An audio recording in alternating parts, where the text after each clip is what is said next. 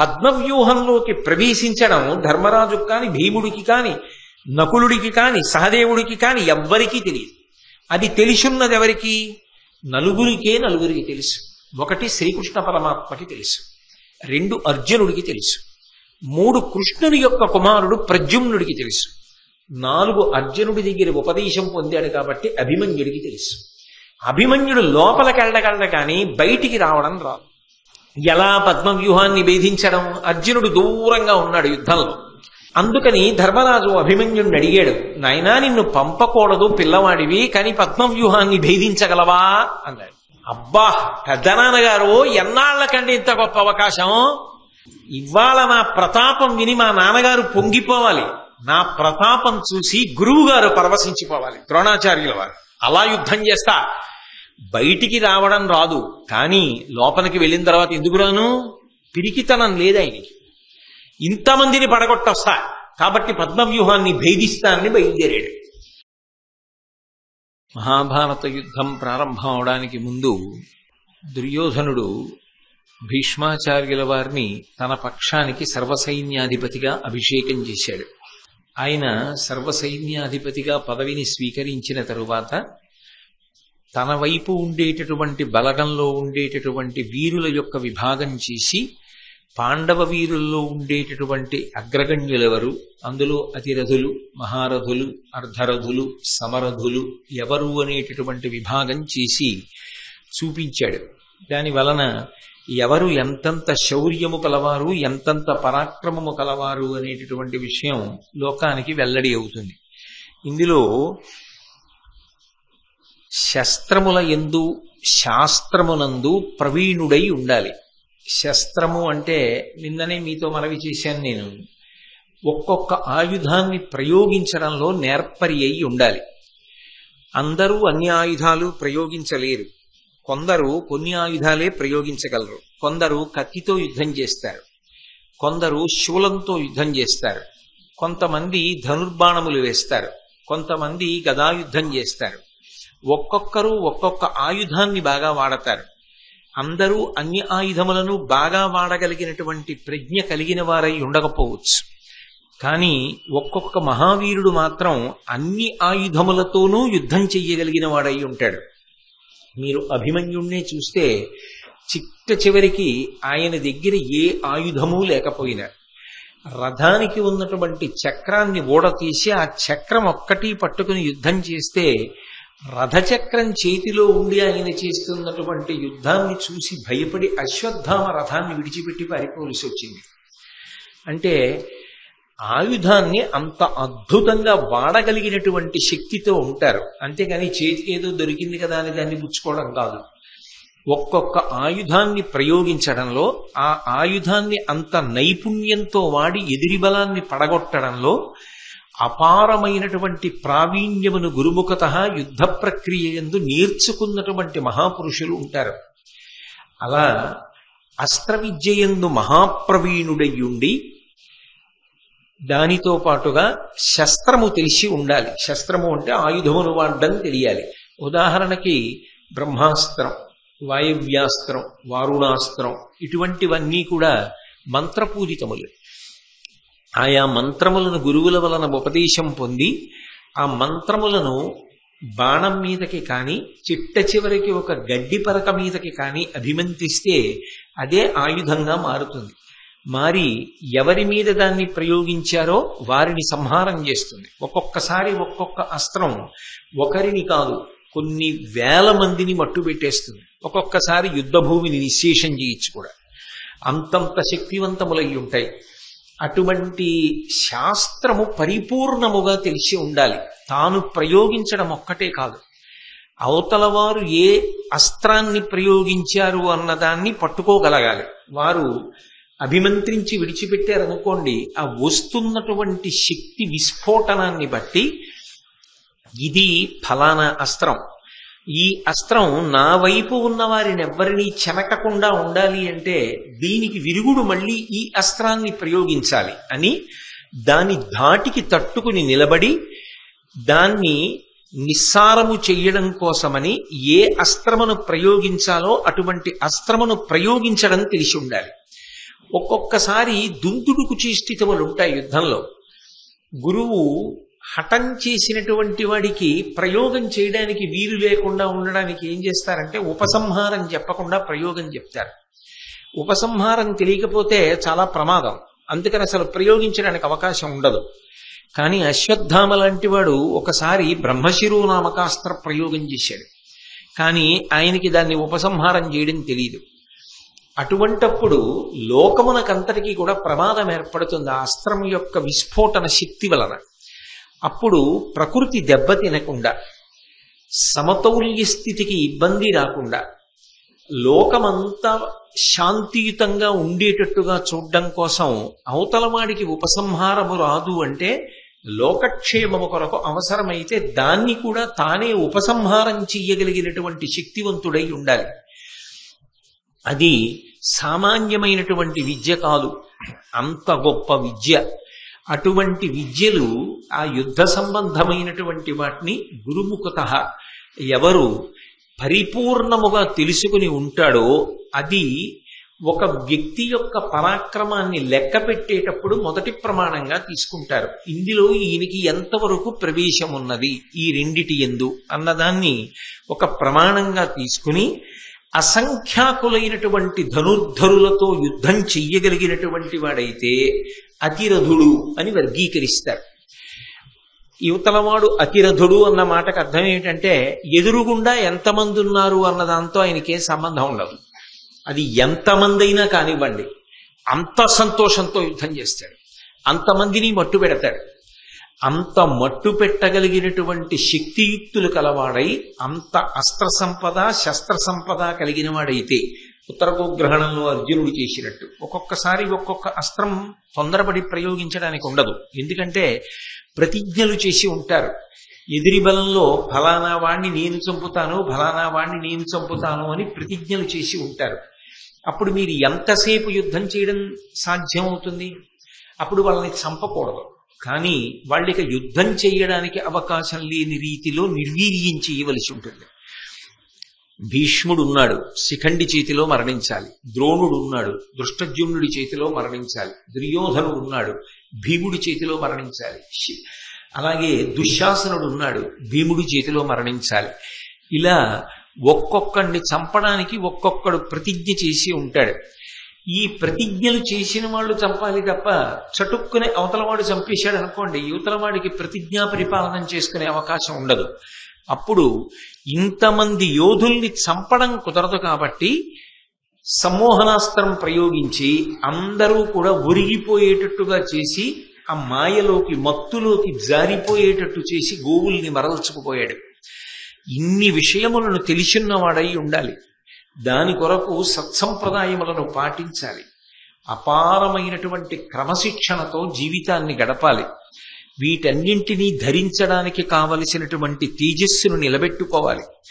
ఇంత గొప్పవాడై ఆయన ఎంతమందితో యుద్ధం చెయ్యగలడు అన్న విషయంలో సంఖ్యతో నిమిత్తం లేకుండా ఎంతమందితోనైనా సర్వశాస్త్ర పరిజ్ఞానముతో, ధనుర్వేదానికి సంబంధించి అస్త్రశస్త్రముల యందు అటువంటి పరిజ్ఞానంతో అసంఖ్యాకమైన యోధులతో యుద్ధము చెయ్యగలిగిన వాడైతే అటువంటి వాణ్ణి అతిరథుడు అని పిలుస్తారు. మహాభారత యుద్ధకాలంలో భీష్మాచార్యుల వారు కొంతమందిని అతిరథులుగా గుర్తించాడు. కరోపక్షంలో కొన్ని పేర్లు మీ సంతోషం కోసం చెప్తాను, అంటే ఓ ఇంత గొప్పవాళ్ళా అని తెలుసుకోవడానికి. అందులో దుర్యోధనుడు అతిరథుడు, కృతవర్మ అతిరథుడు, శల్యుడు అతిరథుడు, భూరిశ్రవుడు అతిరథుడు. ద్రోణాచార్యుల వారు అసలు సాటి లేని మేటి. ఆయనతో పోల్చడానికి లోకంలో ఇంకొక వీరుడు లేడు అన్నాడు భీష్మాచార్యుల వారు, అంత గొప్పవాడు. కాబట్టి వీళ్ళందరూ అతిరథులు. ఇక 11,000 మందిని గాని 10,000 మందిని గాని చేతిలో ఆయుధం ఉన్నటువంటి వాళ్ళని, ధనుర్బాణములు ప్రయోగించగలిగినటువంటి వాళ్ళని ఒక్కడే నిలబెట్టగలిగితే, వాళ్లతో యుద్ధం చేసి పడగొట్టగలిగితే, అంటే ఆయన శక్తి ఎదురుగుండా ఉన్న 11,000 మంది ధనుర్ధరులను పడగొట్టగలడు. ఇంతమంది ప్రయోగించినటువంటి అస్త్రములకు జవాబైనటువంటి అస్త్రములను ప్రయోగించగలడు. అంతటి శక్తివంతుడైతే ఆయనని మహారథుడు అని పిలుస్తారు. మహాభారత యుద్ధకాలంలో కొంతమంది, నేను అందరి యొక్క జాబితా చెప్పట్లేదు, కౌరవులలో మహారథుల గురించి చెప్పాడు భీష్ముడు. అందులో సైంధవుడు మహారథుడు. త్రిగత్త దేశాధిపతులు 5 మహారథులు, వాళ్ళని మహారథులు అంటారు. ఇక ఒక్కడితో యుద్ధం చెయ్యగలిగినటువంటి వాడిని రథుడు అని పిలుస్తారు. అయితే ఇక్కడ మీరు ఒకటి గమనించవలసి ఉంటుంది. 10,000 మంది అన్నప్పుడు ఏదో చేతిలో ధనస్సో చేతిలో గదవ పట్టుకున్న వాళ్ళతో యుద్ధం చేయడం గొప్ప, అవతలవాడు 1,00,000 మందితో సమానమైనటువంటి మహాయోధుడితో యుద్ధం చేయడం గొప్ప అంటే ఒక్కొక్కసారి రథుడి స్థాయి పెరుగుతూ ఉంటుంది. అటువంటి ఒకడితో యుద్ధం చెయ్యగలిగిన వాడైతే రథుడు అని పిలుస్తారు. లేదా ఒక్కడితో యుద్ధం చెయ్యగలిగిన వాడు కూడా రథుడే. అవతలవాడు ఒకడు యువతలవాడు ఒకడు ద్వంద్వ యుద్ధంలా చెయ్యగలిగిన రథుడు అంటారు.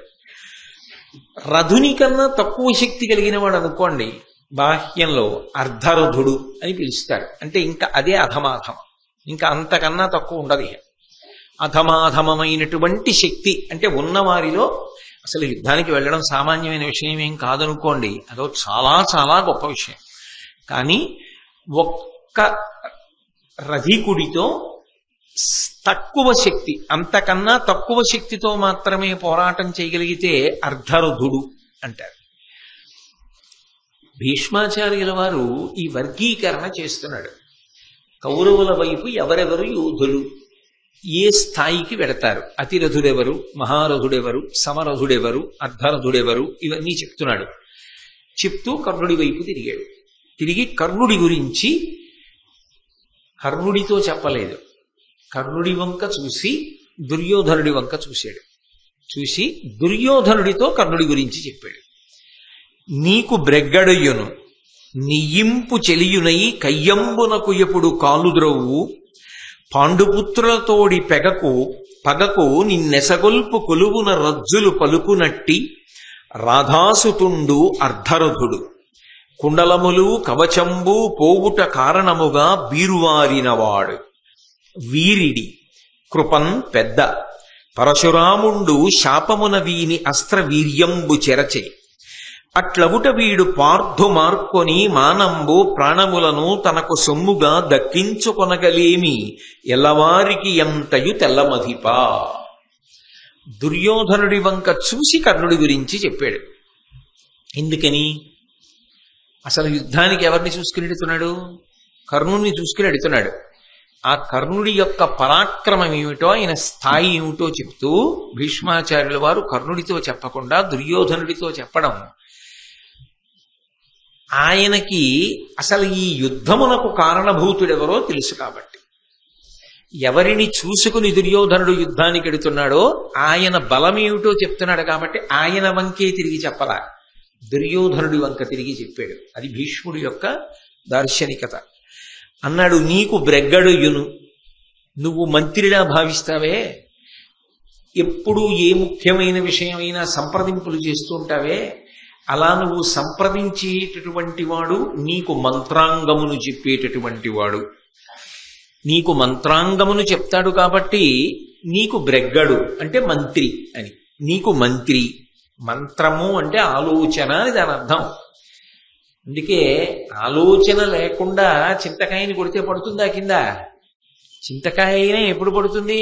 ఎలా కొడితే ఈ చింతకాయ పడుతుందని ఆలోచించి గురి చూసి కొడితే పడుతుంది. అందుకని మంత్రములకు చింతకాయ పడుతుందన్న మాటకు అర్థం ఏమిటంటే ఆలోచనకు చింతకాయ పడుతుంది అని దాని అర్థం. అంతేగాని దాన్ని ఇంకొక రకంగా అన్వయం చెయ్యమని కాదు.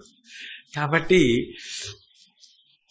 నీకు బ్రెగ్గడుయును నెయ్యంపు చెలియునై కయ్యంబునకు ఎప్పుడు కాలుద్రవ్వు. నీకు మంచి స్నేహితుడు, అన్నిటినీ మించి యుద్ధానికి ఎప్పుడు కూడా ముందుంటాడు, కాలు తవ్వుతుంటాడు. ఎప్పుడు యుద్ధం వస్తుందా, నేనున్నాను, నేనుండగా భయం ఏమిటి అంటూ ఉంటాడు. అటువంటి వాడు పాండుపుత్రులతోడి పగకు నిన్నెసగొల్పు కొలువున రజ్జులు పలుకునట్టి. ఎప్పుడూ పాండుపుత్రులతోడి నీకు వైరము కలిగేటట్టుగా మాట్లాడతాడు.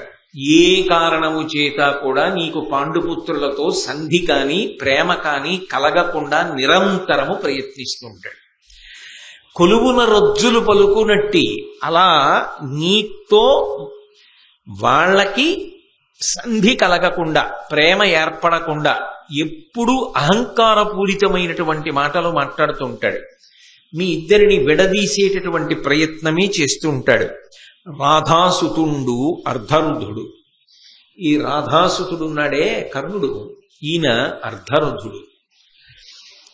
కుండలములు కవచంబు పోగుట కారణముగా బీరువారినవాడు. ఈయనకి సహజంగా కవచ కుండలములు ఉన్నాయి. ఆ కారణము చేత అవధ్యుడు, ఎవరి చేత చంపబడడం. కానీ ఆ కవచ కుండలములను పోగొట్టుకున్నాడు, ఇచ్చేశాడు. ఇచ్చేసిన కారణం చేత అంత పెద్ద స్థాయి నుండి కిందకి జారిపోయాడు. కాబట్టి ఇప్పుడు అవధ్యుడు అన్న స్థాయిని చెప్పడం కుదరదు. వీరిడి, ఇతనికి బుద్ధి లేదు. బుద్ధి అంటే ఏ విషయంలో ఏది ఎలా నిశ్చయం చేసుకోవాలన్న విషయాన్ని సమగ్రంగా ఆలోచన చెయ్యలేడు. కాబట్టి వీరిడి, బుద్ధి లేనివాడు. కృపన్ పెద్ద, దయ విషయంలో అంటావా చాలా గొప్పవాడు, చాలా దయ కలిగినటువంటి వాడు. అదే ఈయన కొంప ముంచుతూ ఉంటుంది కూడా, ఈ దయే. కాబట్టి చాలా దయ కలిగిన వాడు అంటే ఆయనకి తెలియని విషయాలు లేవు అని అర్థం అవట్లా భీష్మాచార్యుల వారికి. ఈ పద్యాన్ని బట్టి మీరు జాగ్రత్తగా పరిశీలిస్తే కర్ణుడి యొక్క జన్మవృత్తాంతం కూడా భీష్ముడికి తెలుసు.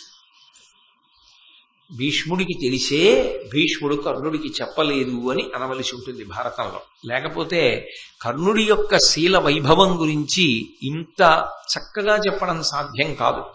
కాబట్టి ఆయన చాలా దయగలిగినటువంటి వాడు. పరశురాముండు శాపమున వీని అస్త్రవీర్యంబు చెరిచే. పరశురాముడు శపించాడన్నమాట దుర్యోధనుడితో కర్ణుడు చెప్పలా, కానీ భీష్ముడు చెప్తున్నాడు. పరశురాముడు శపించాడు ఆఖరణ, అందుచేత ఇతనికి అస్త్రశక్తి లోపించింది, ఇతని అస్త్రములు భగ్నమవుతాయి. అందుచేత అట్లవుట వీడు పార్థు మార్కొని మానంబు ప్రాణములను తనకు సొమ్ముగా దక్కించుకొనగలీవి. అర్జునుడితో యుద్ధం చెయ్యాలని నువ్వు కోరుకుంటుంటావు ఈ కర్ణుడు, కానీ అర్జునుడితో యుద్ధం చేసినప్పుడు మానము ప్రాణము రెండూ దక్కించుకోలేడు. అర్జునుడితో యుద్ధం చేసి ప్రాణం పోగొట్టుకునేటప్పుడు ఆ సమయమునందు చెప్పబడిన మాటల వలన గౌరవాన్ని పోగొట్టుకుంటాడు, ప్రాణాన్ని పోగొట్టుకుంటాడు. అర్జునుడి చేతిలో రెండిటినీ విడిచిపెడతాడు. కాబట్టి మానంబు ప్రాణములను తనకు సొమ్ముగా దక్కించుకొనగలేమి ఎల్లవారికి అంతయు తెల్లమదిపా. నేనే చెప్పానని అనుకోకు దుర్యోధన, బహుశः నీకు తప్ప అందరికీ తెలిసే విషయాలు. నువ్వు ఒక్కడివే కర్ణుడు అర్జునుడిని చంపుతాడు అనుకుంటావు. కాబట్టి కర్ణుడు అర్ధరథుడే అని చెప్పాడు. అర్ధరథుడే అన్న ఈ మాట అనేక వ్యాఖ్యలకు దారితీసింది. అర్ధరథుడే అంటే కేవలముగా ఎదురుగుండా ఉన్నటువంటి ఎవరో ఒక్క వీరుడితో కూడా యుద్ధము చెయ్యడంలో తక్కువ స్థాయి కలిగిన వాడు అని భీష్ముడు కర్ణుడి విషయంలో అని ఉండి ఉంటే ఖచ్చితంగా భీష్మాచార్యుల వారు పక్షపాత బుద్ధితో మాట్లాడినట్లే. అంత శౌర్యము లేనివాడు, అంత పరాక్రమహీనుడు కర్ణుడు కాడు.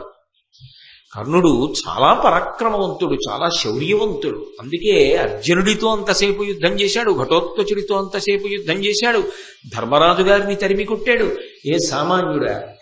మరి అంత తక్కువ భీష్ముడు ఎందుకు చేస్తాడు? కాదు, అక్కడ ఒక్క విషయాన్ని గుర్తుపెట్టుకోవాలి. ఎవరితో పోలిక చెప్తున్నాడంటే ఈ కర్ణుడి పగ అంతా అర్జునుడి మీద, అర్జునుడి యొక్క ప్రతిజ్ఞ కర్ణుడి మీద, కర్ణుడి ప్రతిజ్ఞ అర్జునుడి మీద. అర్జునుడు కర్ణుడిని చంపుతానంటాడు. ఎందుకనంటే ఆ సభాపర్వంలో అరణ్యవాసానికి వెళ్ళిపోయే ముందు అర్జునుడు ప్రతిజ్ఞ చేశాడు కర్ణుడిని పడగొడతానని. అర్జునుడిని పడగొడతానని కర్ణుడు 2 మాటలు ప్రతిజ్ఞ చేశాడు. కాబట్టి వీళ్ళిద్దరిదే యుద్ధం అయినప్పుడు భీష్మాచార్యుల వారి ఆలోచన ఏమిటంటే కర్ణార్జునుల మధ్య యుద్ధం జరిగినప్పుడు ఆ ద్వంద్వ యుద్ధంలో ఇద్దరికీ పోలిక చెప్తే సమానులా, ఒకరికన్నా ఒకరు అధికులా నిర్ణయము చెయ్యడము కష్టమా అంటే, నిజానికి కర్ణుడు అవధ్యుడు, అసలు చంపడం కుదరదు సహజ కవచ కుండలాలుంటే. ఆ పైన పరశురాముడి యొక్క అస్త్ర విద్య అంతా కూడా ఈయన ఎందు ప్రకాశించి ఉంటే ఏమో ఈయన ఎంత గొప్పవాడో, అర్జునుణ్ణి పడగొడతాడు అని చెప్పడం సాధ్యమై ఉండుండేదేమో. కానీ ఏ ప్రధానమైన అస్త్రములను రేపు యుద్ధంలో ప్రయోగించవలసి ఉంటుందో అవి పరశురాముని యొక్క శాపము చేత పోయి, 2 కవచకుండలములు పోయి. ఇప్పుడు ఇవి 2 పోయిన కారణం చేత కర్ణుడితో అర్జునుడు యుద్ధం చెయ్యడం సంభవించిన నాడు అర్జునుడిలో సగము మాత్రమే కర్ణుడు. కాబట్టి అసలు ఇద్దరి మధ్య పోటీ అన్నమాట లేదు. ఇంకా అర్జునునితో పోల్చినప్పుడు అర్జునుని యొక్క శక్తిలో సగము శక్తి మాత్రమే కర్ణునిది. ఇది భీష్మాచార్యుల వారి యొక్క హృదయం. అందుకే దుర్యోధనుడి వంక తిరిగి చెప్పాడు ఈ మాట. అర్ధరథుడు దేనితో?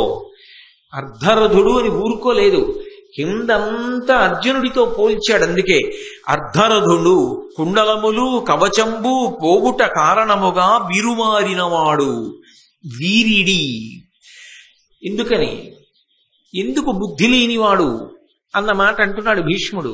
అంటే పెద్దవాడిగా ఆయన దృష్టిలో ఏమిటంటే, ఈయన తన శక్తిని తాను నిష్పక్షపాతంగా అంచనా వేసుకుంటే, ఇవన్నీ ఉండగా కవచకుండలములు ఉండగా కూడా అర్జునుడితో ఓడిపోయాడు. ఇప్పుడు చాలా పోగొట్టుకునే అర్జునుడి ముందుకు వెడుతున్నాడు. వెడుతున్నప్పుడు అర్జునుణ్ణి చంపడం అంత తేలిక కాదు అని దుర్యోధనుడితో అనుంటే ఇంత ప్రమాదం జరిగి ఉండేది కాదు. ఆ బుద్ధి ప్రదర్శించలేదు. అందుకని వీరిడి కృపం పెద్ద, దయలో చాలా గొప్పవాడు. నిజంగా కర్ణుడి దయా విశేషం ఎటువంటిదో మీరందరూ విన్నారుగా. చాలా దయ కలిగిన వాడు, చాలా ప్రేమ కలిగిన వాడు. కానీ ఆయన దయ, ఆయన ప్రేమ ఆయనకు అక్కరకొచ్చినవి కావు.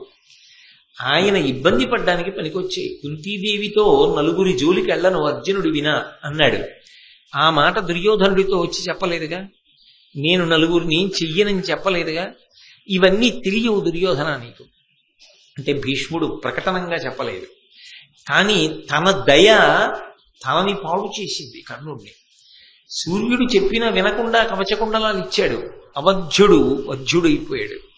అందుకే ఈ 2 విషయాల్ని ప్రధానంగా ప్రస్తావన చేస్తూ కుంతీదేవికి ఇచ్చినటువంటి ప్రత్యేకమైనటువంటి అవకాశం ఏదైతే ఉందో, నీ కుమారులలో అర్జునుణ్ణి తక్క 4 నేను దొరికినా విడిచిపెట్టేస్తానన్న మాట ఏది ఉన్నదో, ఆమె అడగకపోయినా తానన్న మాట ఏది ఉన్నదో, అది మాతృమూర్తి యందున్నటువంటి ప్రేమ చేత అన్నమాట.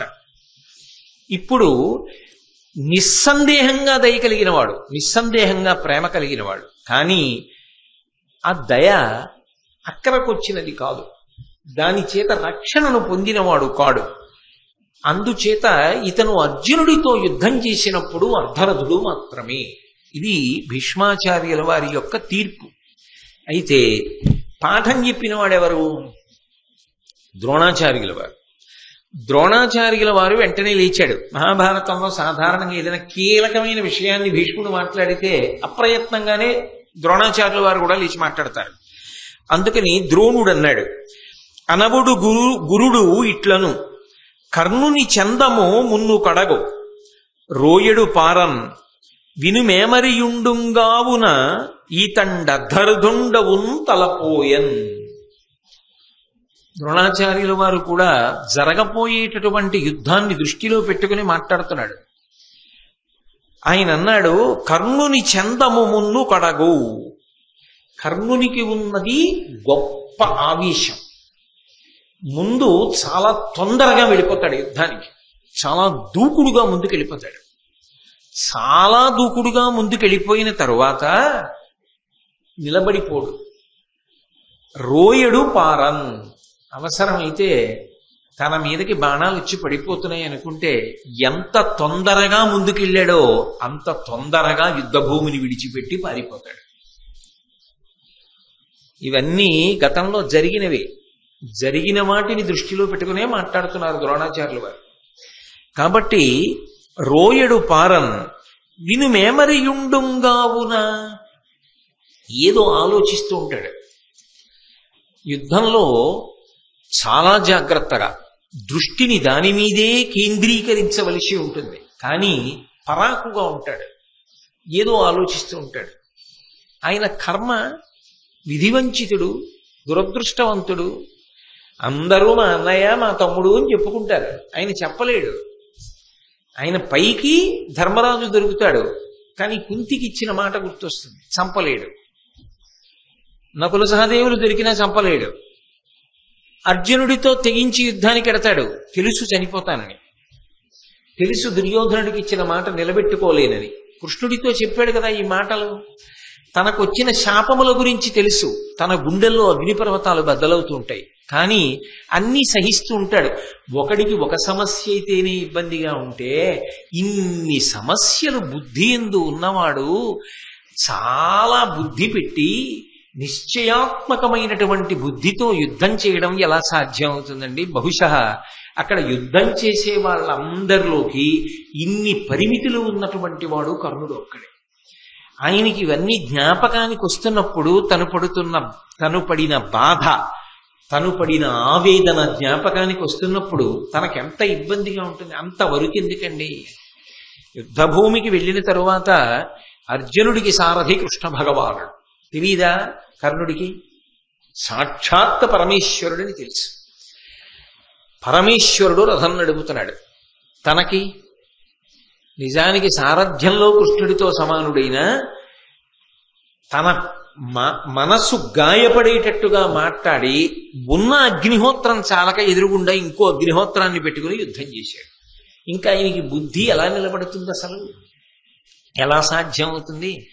యుద్ధంలో కర్ణుడికి ఉన్నటువంటి వేరొక పెద్ద ఇబ్బంది ఏమిటంటే, ఎప్పుడూ కర్ణుడు ఎవరితోనో మాటల యుద్ధానికి ఎడతాడు ముందు తన పక్షం వాళ్ళతో. ఆ పైన నిజంగా ఏ అర్జునుడు మీదకు వస్తున్నప్పుడు తన పక్షం వాళ్లే వచ్చి దిప్పి పొడుస్తారు. వస్తున్నాడు, ఇప్పటిదాకా చెప్పావుగా చెయ్యి, ఇప్పుడు నీకు శకునెక్కడికి రాడు అంటారు. ఆయనకి ఎదుటి వాళ్ళు ప్రకటనమైన శత్రువులు, ఆయనకి తన వైపు వాళ్ళు అప్రకటిత శత్రువులు. అందుకని ఆయన నిజానికి ఉన్నది ఎప్పుడూ శత్రువుల మధ్యలోనే. అందుకే ఆయన ఆదరింపబడిన వాడు కాడు. భీష్ముడు నన్ను ఆదరించలేదని ఒక భావన. ద్రోణుడు అర్జునుడికి చెప్పినట్టుగా నాకు విద్య చెప్పలేదు. నిజం కూడా ఆయనేగా చెప్పాడు, నేను బ్రహ్మాస్త్రం నీకు ఇవ్వలేను అని చెప్పాడుగా. అర్జునుడికి అన్ని చెప్పాడు, నాకు చెప్పలేదు. ఆ భావన ఉంటుందా ఉండదా? అందుకే అవకాశం వచ్చిందా బాధ తట్టుకోలేడు. ఆ ఆర్తి తట్టుకోలేక భీష్ముణ్ణి ద్రోణుణ్ణి నింద చేస్తూ ఉంటాడు, పెద్దల్ని నింద చేస్తూ ఉంటాడు అని అపకీర్తి పొందుతూ ఉంటాడు. ఆయన ఎదగాలనుకున్నప్పుడు అడ్డొచ్చిన విశేషాల బాధ ఆయన కాకపోతే ఎవడ పడతాడు? బాధ ఆయనది మరి. అందుకే యుద్ధంలో దృష్టి కేంద్రీకరణం చెయ్యలేడు, పరాకుగా ఉంటాడు. కానీ ఇది గురువుగా ద్రోణాచార్యులు వారు అప్పుడు చెప్తున్నాడు, ఈయనకి పరాకు ఉంటుంది యుద్ధంలో. అందుకే అన్ని వేళలా నిలబడడు, ముందు వెడతాడు, తొందరగా పారిపోతాడు. యుద్ధంలో పరాకుగా ఉంటాడు. ఈతండర్ధరదుండవుందలపోయన్, ఈ గుణములు ఉన్నవాడి దగ్గర పరాక్రమమున్నా నిలబడదు. కాబట్టి ఇతడు అర్ధరథుడే అన్నాడు. భీష్ముడు ఆ మాటే, ద్రోణుడు ఆ మాటే. అంటే అర్జునుడిని దృష్టిలో పెట్టుకుని. కానీ అర్జునుడి మీద యుద్ధానికి ఇంకా అటో ఇటో అని వెళ్ళేటప్పుడు ఖచ్చితంగా అర్జునుడిలో నువ్వు సగమే అంటే తను పడిపోవడం నిశ్చయం అయిపోయినట్టే కదా. అది సత్యమే కానివ్వండి, కఠిన సత్యం కదూ, అప్రియమైన సత్యం కదూ, ఆఖరి యుద్ధం కదా అది ఇంకా కర్ణుడికి.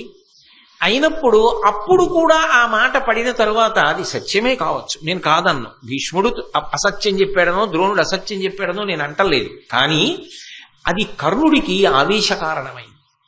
ఇక్కడ ఆవేశం చూపించాలా? ఇంత ఆవేశం చూపించాలా? ఇందులో కొంత సత్యం ఉన్నది కదా. తనకు తాను ప్రశాంతంగా ఆలోచించాడు అనుకోండి, ఈ విషయాలు ఆయనకి కూడా తెలుసు, నిజమే కదా ఒప్పుకోవాలి. కానీ ఆ సమయానికి ఆయన అలా అంగీకరించలేకపోయాడు. అంగీకరించలేక ఆగ్రహంతో మాట్లాడడం మొదలుపెట్టాడు. ఒంటమిని లేని యొంటర మింటరములు పల్కుటుచితమే, అర్ధరథుండంటినను ఏమి తక్కువ గంటి చెప్పుమా, దీన నీవు కన్నది కలదే. సర్వసైన్యాధిపత్యంలో భీష్మాచార్యులు వారు ఉన్నారు కాబట్టి ఆయన వంక తిరిగి అన్నాడు, కేవలము పగతో మాట్లాడుతున్నావు. ఏమిటి భీష్ముడికి పగ అంటే, కర్ణుడి దృష్టిలో 2 కారణముల వలన పగ. దుర్యోధనుడికి తాను దగ్గర, ఉండవలసినంత దగ్గర భీష్ముడు కాదు. అన్ని విషయాలకి దుర్యోధనుడు కర్ణుడిని సంప్రదిస్తాడు, భీష్ముడిని సంప్రదించాడు. రాజు నాకు సన్నిహితుడని నీకు పగ. రెండవ పగ ఏమిటి? నీ దృష్టిలో అందరూ నీకు మనవలం, నా దృష్టిలో నా ప్రభువు గెలవాలన్నది నా కోరిక. నీకు నీ మనవలందరూ బాగుండాలి కాబట్టి సంధి జరగాలని ఉంటుంది. నాకు సంబంధించినంత వరకు నా ప్రభువు బాగుండాలి కాబట్టి యుద్ధం జరగాలని ఉంటుంది. నేను గెలిచాను, అందుకే యుద్ధం జరుగుతోంది. నేను గెలిచాను, అందుకే నా ప్రభువుకి దగ్గరగానే ఉండి ఇప్పటికీ కూడా నా మీదే ఆధారపడేటట్టు, నన్ను నమ్మేటట్టుగా నేను నా నమ్మకాన్ని నిలబెట్టుకున్నాను. వీడికి నమ్మకం పోలేదే కర్ణుడి మీద అన్నది నీ పగ, నీ అక్కసు. అటు తిప్పాడు. అటు తిప్పి ఒంటమిని లేని యొంటర మింటరములు పల్కుటుచితమే, ఈ పగ నీ మనసులో పెట్టుకున్నావు. పెట్టుకుని అనుచితమైనటువంటి వాక్యములను మాట్లాడుతున్నావు. నేను అర్ధరథుణ్ణి అంటున్నావు. అర్ధరథుండంటినను ఏమి తక్కువ గంటి చెప్పుమా. నేను అర్ధరథుణ్ణి అనడానికి నాకేం తక్కువ చెప్పలేదా భీష్ముడు? చెప్పాడుగా. ఏం తక్కువో చెప్పు అనే కన్నా నువ్వు చెప్పిన తక్కువ తక్కువ కాదని చెప్పమనండి. చెప్పగలడా? ఆయన చెప్పలేడు. అంటే ప్రసంగము ఆవేశపూరితం కాబట్టి ఏమి తక్కువ గంటి చెప్పుమా, దీన నీవు కన్నది కలదే. దీని వలన నీకు ఏ ప్రయోజనం వస్తుంది? ఇప్పుడు యుద్ధానికి బయలుదేరే ముందు కర్ణుడు అర్ధరథుడు అన్నావు. దీని వలన ఏమైనా ప్రయోజనం జరుగుతుందా? కొత్తగా యుద్ధానికి ప్రయోజనం ఉంటుందా? ఏముండదు. కానీ నీకు మనసులో మాత్రం ఒక అజ్ఞాతమైనటువంటి కోరిక ఉంది. ఏమిటంటే, అమ్మా అలాగా అని దుర్యోధనుడు ఏమైనా మారిపోయి అర్ధరాజ్యం ఇచ్చేస్తాడేమో పాండవులకి. అంతకన్నా ఇంకేమైనా ఉందా? అంటే భీష్ముని యొక్క ప్రసంగమునకు కొన్ని అపోహలను అద్దే ప్రయత్నం చేస్తున్నాడు ఆయన. చేసి నొవబలుకుదు సభలోన జివ్వకొల్లకేను కురుపతి చూచి సహించిపోదు. సురనదీపుత్ర విను నాకు చూడ అర్ధరథుడవగుదీవు లావు బీరంబునరయ. ఎంత పెద్ద మాట అనేశాడంటే, ఆవేశం మనిషి చేత ఎంత మాట అయినా అనిపిస్తుంది కదూ. నొవ్వబలుకుదు సభలోన, ఇంత పెద్ద సభలో నా మనసు బాధపడేటట్లుగా మాట్లాడావు. అంతేకాదు, జివ్వకొల్లకేను గురుపతి చూచి సహించిపోదు. నిజానికి ఈ తారతమ్యం చెప్పి సర్వసైన్యాధ్యక్షంలో ఉన్నవే, నిన్నిక్కడే ముక్కల కింద కొట్టేద్దను, నిన్నిక్కడే ఓడించేద్దను. కానీ ఎప్పటికప్పుడు ఎందుకు ఊరుకుంటుంటానో తెలుసా? నీ ఇష్టం వచ్చినట్లు నువ్వు మాట్లాడుతున్నా ప్రభువు బాధపడతాడు.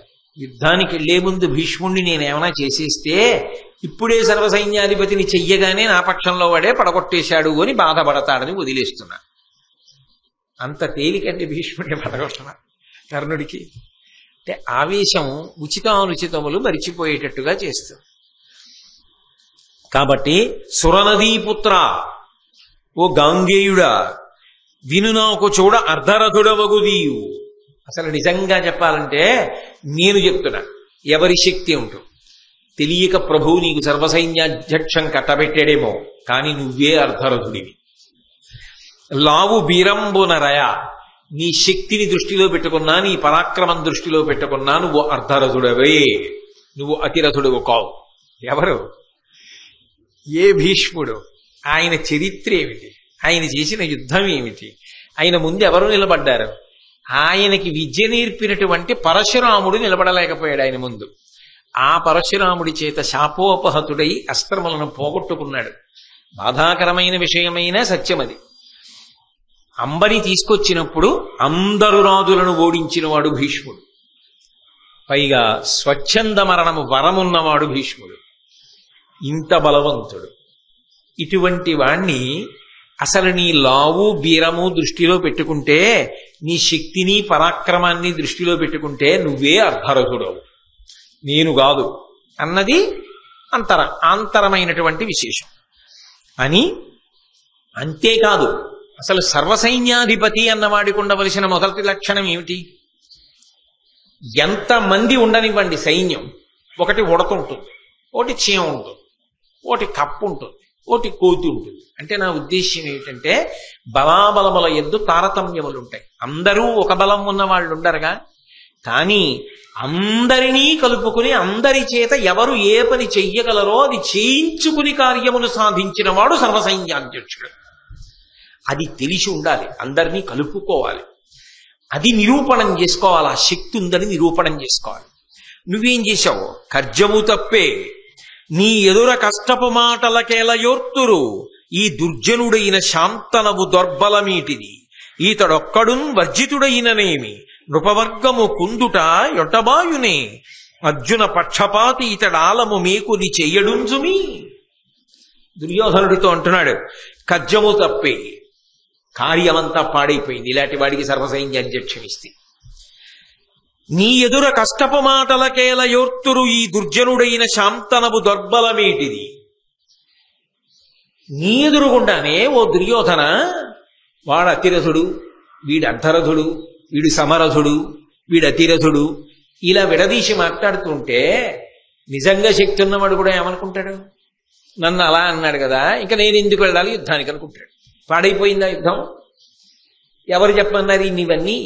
ఈయనకి సర్వసైన్యాధ్యక్షం ఏమిటి? ఈయనకి అసలు అటువంటి పదవిలో కూర్చోబెట్టి అందరినీ కలుపుకుని యుద్ధానికి తీసుకెళ్లమండం ఏమిటి? శాంతనవు దౌర్బలమేటిది. ఈ శాంతనవుడు ఏ పాటి కార్యక్రమాన్ని చక్కబెట్టగలడు? ఏ పాటి శౌర్య పరాక్రమములు ఉన్నవాడు? ఈతడొక్కడు వర్జితుడైననేమి. అసలు ఇతను ఒక్కడిని తీసి అవతల బారేస్తే యుద్ధంలోంచి వచ్చిన నష్టం ఏంటి? ఈ భీష్ముడు లేకపోతే యుద్ధం జరగదా? 18 రోజుల యుద్ధంలో 10 రోజులు అయింది. 3-9 రోజుల్లో యుద్ధంలో కృష్ణుడంతటి వాడు చక్రం పట్టుకున్నాడు. అది భీష్ముడు. ఆ భీష్ముడిని తీసి అవతల వారేమన్నాడు కర్ణుడు. అంటే ఆ విషయం ఎంత మాటైనా అనేసేటట్టు చేస్తుంది. కాబట్టి ఈతడొక్కడున్ వర్జితుడైననేమి, నృపవర్గము కుందుట యొంటబాయునే. ఇంతమంది రాజులు మనసు కష్టపెట్టుకుని రేపు పొద్దున్న మనఃపూర్తిగా యుద్ధం చేయకపోతే నీకు కలిసి వస్తుందా?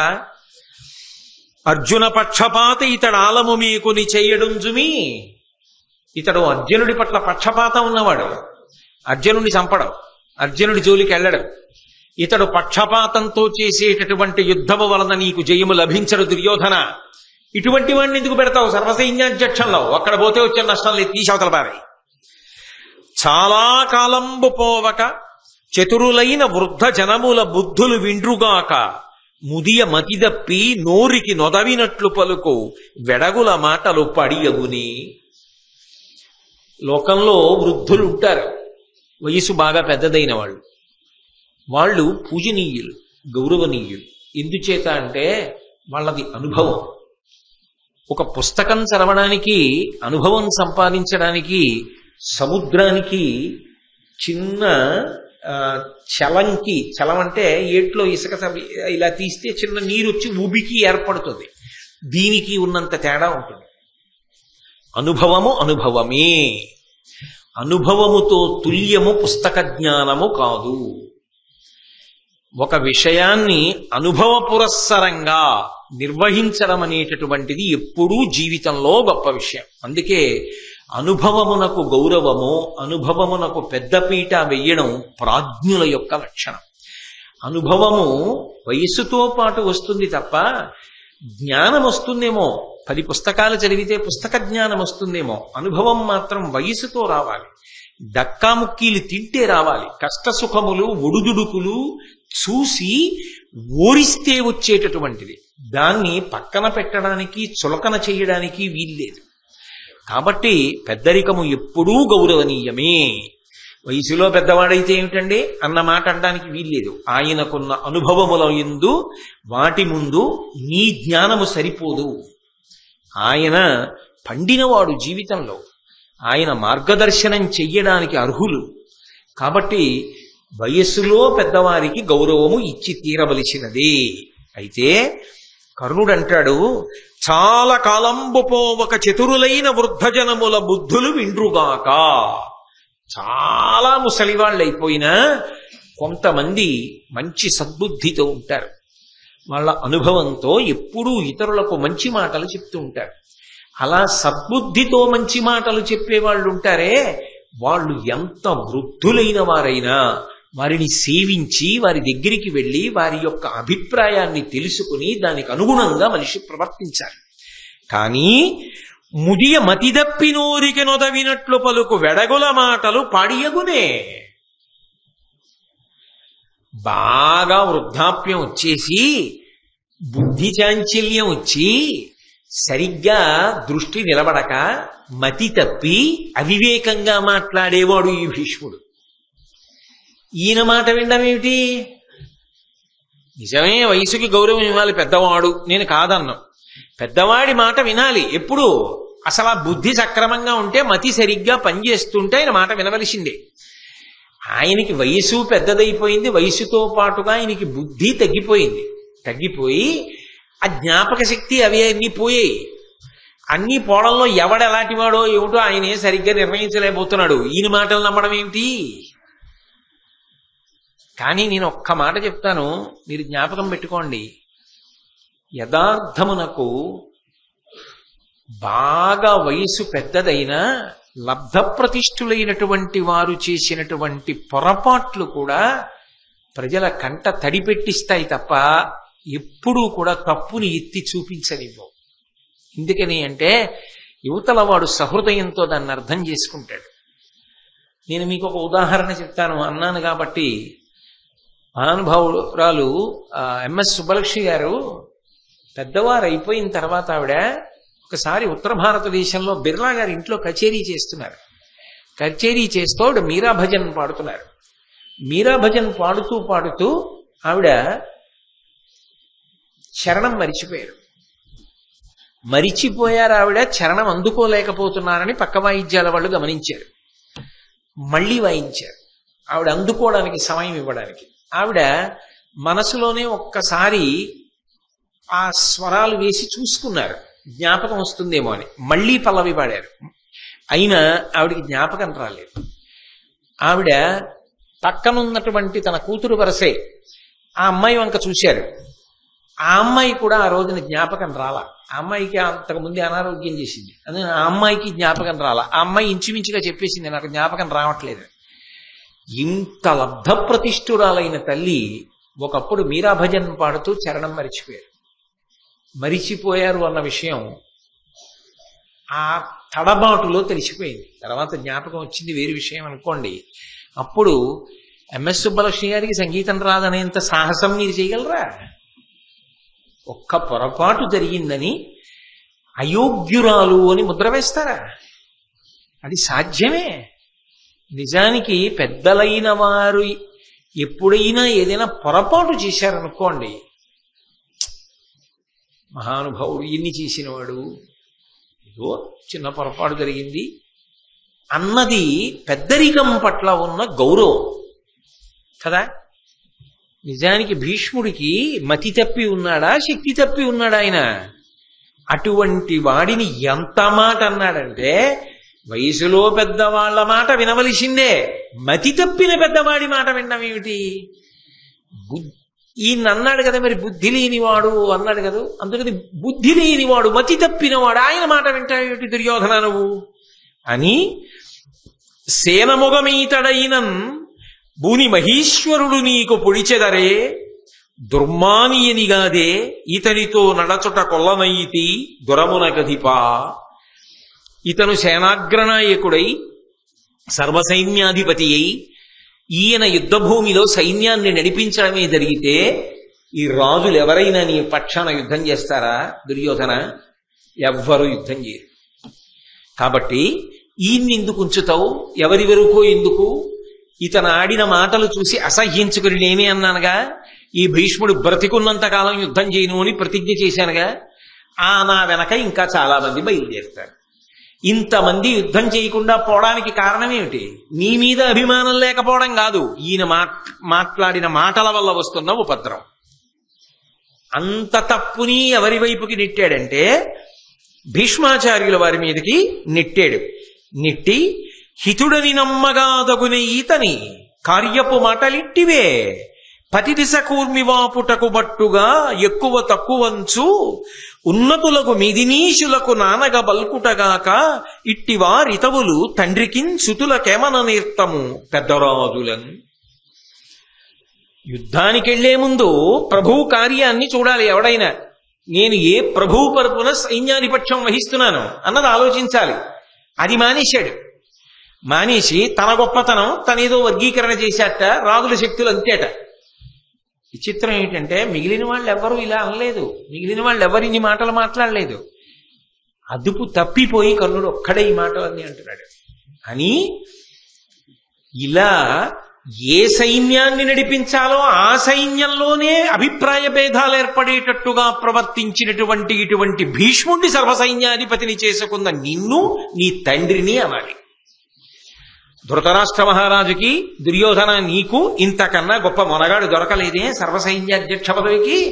ఈయనకి తీసుకెళ్లి సర్వసైన్యాధ్యక్షం కట్టబెట్టావు. ఎంత గొప్పగా మాట్లాడాడో చూసావుగా. ఇక ఎక్కడి నుంచి వస్తుంది గెలుపు రమ్మంటే ఇలాంటి వాడు సర్వసైన్యాధ్యక్షంలో ఉంటే అన్నాడు. భీష్ముడు వెంటనే కర్ణుడి వంక తిరిగి అన్నాడు, నా పౌరుషం ఏమిటో నా ప్రతాపం ఏమిటో నీ గురువు పరశురాముణ్ణి వెళ్ళడుగు, ఆయన చెప్తాడన్నాడు. చాలదా ఒక్క మాట?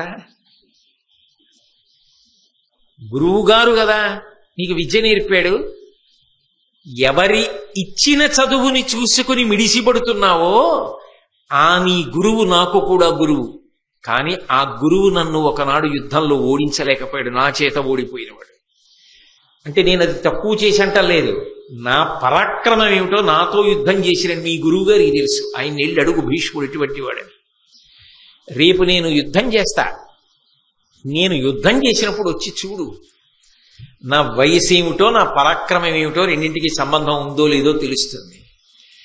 బయట కూర్చుని మాట్లాడడం కాదు, యుద్ధం చెయ్యి. నేను పడిపోయాక యుద్ధం చేస్తానన్నావుగా, నేను పడిపోయిన తరువాత ఎన్నాళ్ళు యుద్ధం చేస్తావో చూస్తా, ఎంతమందిని పడగొడతావో చూస్తా, ఎంతమంది నీ కళ్ళ ముందు పడిపోతుంటే నువ్వు రక్షించలేకపోయావో చూస్తా.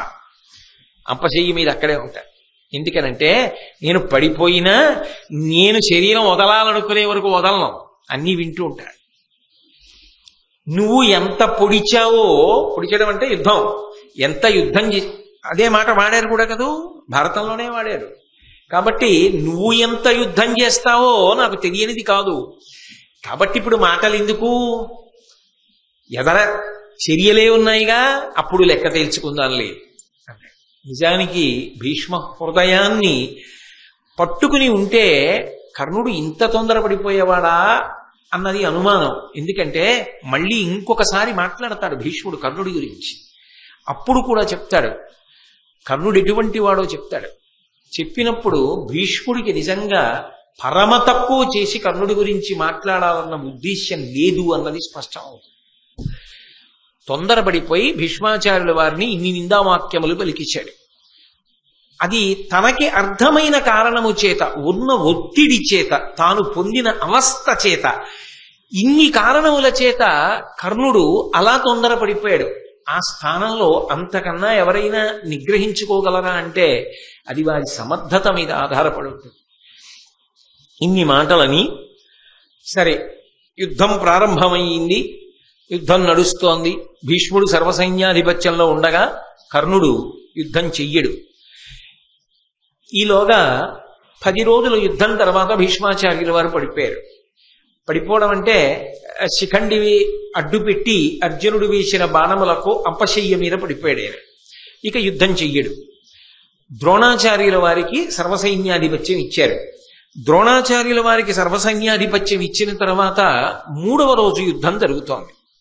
ఆ 3వ రోజు యుద్ధం జరుగుతున్నప్పుడు ఒక విశేషం జరిగింది. అభిమన్యుడితో యుద్ధం చేయాల్సి వచ్చింది. అర్జునుడితో కాదు, మీరు బాగా పట్టుకోవాలి. అర్జునుడితో కాదు, యుద్ధము అభిమన్యుడితో. అర్జునుడు యుద్ధం చేస్తున్నప్పుడు పక్కన ధర్మజ, భీమ, నకుల, సహదేవులు ఉంటారు. అభిమన్యుడు యుద్ధం చేస్తున్నప్పుడు తండ్రి అర్జునుడు లేడు, ధర్మరాజు, భీముడు, నకులుడు, సహదేవుడు లేరు. ఎందుకంటే సైంధవుడు అడ్డుపడ్డాడు. అటువంటప్పుడు యుద్ధం చేశాడు. అటువంటి యుద్ధంలో అభిమన్యుణ్ణి కర్ణుడు ఓడించాడా, పడగొట్టగలిగాడా? అదొక పెద్ద అగ్ని పరీక్షే కర్ణుడి జీవితానికి. ఎందుచేత అంటే మహాభారతాన్ని బాగా అధ్యయనం చేసినటువంటి పెద్దలు, దాన్ని సారాన్ని బాగా వంట పట్టించుకున్న పెద్దలు ఒక మాట అంటారు. అభిమన్యు అన్న పేరు రావడానికి కారణం ఏంటంటే శత్రువుల పట్ల అంత కోపంతో ఉంటాడు. అలాగే ఆయన తన పరాక్రమము తాను ప్రదర్శించేటప్పుడు అంత ఉత్సాహంగా ఉంటాడు. 2 గొప్ప లక్షణములు కలబోయబడినటువంటి వ్యక్తి కాబట్టి అభిమన్యు అని పేరు. మహాభారతంలో మీరు చాలా జాగ్రత్తగా పరిశీలనం చేస్తే ఒకే ఒక్క వ్యక్తి యందు మీకు ధర్మరాజు గారు, భీముడు, అర్జునుడు, నకులుడు, సహదేవుడు 5 యొక్క లక్షణములు కనపడడానికి అవకాశం ఉంటుంది. అభిమన్యుడు అయితే అక్కడ రక్త సంబంధం ఒకటి ఉంది. పెద్దనాన్నగారి పోలిక వచ్చింది, ఇంకో చిన్న పెద్దనాన్నగారి పోలిక వచ్చింది, భీముడి పోలిక, నాన్నగారి పోలిక వచ్చింది, బాబాయిల పోలిక వచ్చింది అనొచ్చు. కానీ ఒక అద్భుతమైన పోలిక ఇంకొకటి వచ్చింది ఆయనకి. ఎవరిది? ఎలా అవకాశం? కృష్ణ పరమాత్మ పోలిక వచ్చింది. ఎందుకో తెలుసా? మేనమామ. పిల్లలకి మేనమామ పోలికలు కాస్త తొందరగా వస్తాయంటారు. మేనమామల ముద్దు మేలైన ముద్దు, తాతలకు తా ముద్దు తాను అబ్బాయి అని మేనమామ పోలిక వచ్చింది. అందుకే అభిమన్యుడు అన్న మాట ఎన్నిటిని కలుపుకుంటుంది అంటే, ఆ అభిమన్యుడు ఒక్కడు ధైర్యంలో ధర్మరాజు అంటారు. ధైర్యము అంటే ఏదో యుద్ధానికి వెళ్ళిన ధైర్యం అనుకోకండి. ధర్మానుష్ఠానంలో, ధర్మాన్ని పట్టుకున్నప్పుడు వచ్చేటటువంటి ఒరిపిడిని తట్టుకోవడంలో ధర్మరాజు గారి పూనిక ఎటువంటిదో అభిమన్యుడి యొక్క పూనిక అటువంటిది. అది పెదనాన్నగారి నుంచి వచ్చింది. ఇంకా ఆయనకి భయంకరమైనటువంటి యుద్ధం చెయ్యడం, అది మామూలు యుద్ధం కాదు. ఇంకా 4వ వంతు సైన్యాన్ని ఒక పూటలో పడగొట్టాడు అభిమన్యుడు యుద్ధం చేసినప్పుడు. ద్రోణపర్వంలో అసలు అభిమన్యుడి యుద్ధం జరుగుతుంటే, తిక్కనగారి ఆంధ్రీకరణ జరుగుతుంటే ఆపి మధ్యలో పలహారం చేయడానికి కూడా వెళ్ళబుద్ధేది. అంత గొప్ప ఆంధ్రీకరణ చేశాడు మహానుభావుడు తిక్కనగారు. అంత గొప్ప యుద్ధం చేశాడు. ఒక పూటలో 4వ వంతు సైన్యాన్ని పడగొట్టాడు. అందుకే భీమసేనుడు యుద్ధం ఎలా ఉంటుందో అంత భయంకర యుద్ధం చేస్తాడు. అందుకని చిన్న పెదనాన్నగారి పోలిక వచ్చింది, భీముడి పోలిక. మరి పెద్దనాన్నగారు ధర్మరాజు గారు, చిన్న పెదనాన్నగారు భీమసేనుడు. తండ్రి గారి పోలిక వచ్చింది. తండ్రి గారి పోలిక ఎక్కడి నుంచి వచ్చింది అంటే, రూపమునందు అర్జునుడి యొక్క రూపం ఎలా ఉంటుందో ముమ్మూర్తులా అలా ఉంటాడు. మరి తండ్రికి కొడుకు కదూ, అందుకని. పాండిత్యమునందు అర్జునుడికి ధనుర్వేదం ఎంత బాగా తెలుసో, అస్త్రశస్త్రములను ఎంత బాగా వాడతాడో అంత గొప్ప పాండిత్యం అభిమన్యుడికి వచ్చు.